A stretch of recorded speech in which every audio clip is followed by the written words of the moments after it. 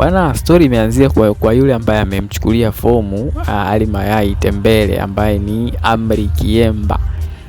Kama inavyoonekana kwamba Amri Kiemba ndio mpambe wa Ali Mayai Tembele na ndiye mtu ambaye amekwenda kumchukulia fomu pale makao makuu ya TFF. Kwa hiyo ametoa matamko mbalimbali, lakini pia moja kati ya kauli ambayo nimeinukuu kwenye moja kati ya maelezo yake, anasema kwamba huu ni muda sahihi wa Rais Karia kujiuzulu kwa sababu amefanya makubwa, yani kuachia ngazi kabla hajaondoka kwa kudhalilika, kwa sababu ameshafanya makubwa na ni wakati wake sasa hivi wa kutupisha wengine kuendeleza mpira huu ambao unaendelea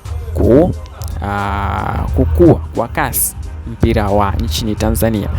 Kwa hiyo sasa taarifa zinazotamba sasa hivi ni kwamba Yanga wana interest kubwa na huyu Ali Mayai Tembele kwa sababu alishawahi kuwa mchezaji wa Yanga, lakini pia ashafanya vipindi mbalimbali, ashakuwa mwandishi wa habari mzuri, ashafanya vitu vingi na vitu vingine kama hivyo.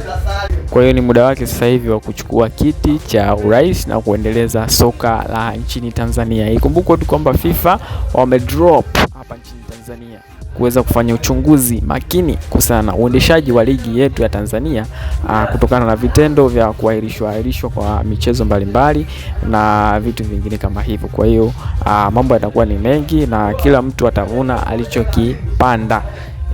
Kwa sababu washafika wazee wazima, kwa hiyo lazima kuna rungu litapita, kwa sababu kuna pa kutokea.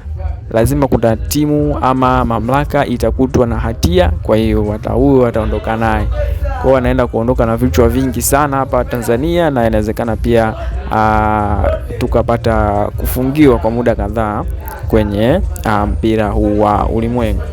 Kwa hiyo tusubiri tuone uchunguzi wa FIFA, lakini tusubiri uchaguzi wa TFF na vitu vingine kama hivyo. Una maoni gani juu ya Ali Mayai Tembele, lakini pia ujio wa FIFA hapa nchini Tanzania?